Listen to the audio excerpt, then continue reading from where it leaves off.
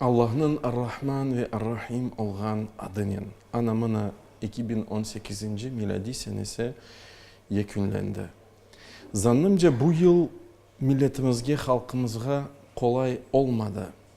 Devamlı mahkemeler, tintürler, türmeler, işgalcilerinin halkımızga zulüm siyaseti devam ediyor. Ama eminim ki bizim yolumuz doğrudur. Eğer de biz bugün aciz bile görünsek, Peygamberimiz Muhammed sallallahu aleyhi ve sellem sahabelerinin beraber Mekke devrinde aciz olmadılar mı? Eğer de biz az görünsek, Resulullah sallallahu aleyhi ve sellem sahabelerinin beraber Medine'de az olsa bile bütün müşriklerinin darbelerini atlatmadılar mı?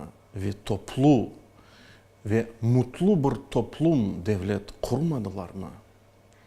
Allahu Teala haktır ve hakikat er ya da geç yenge. Yeter ki biz Allah'ın olayık ve o bizden olsun.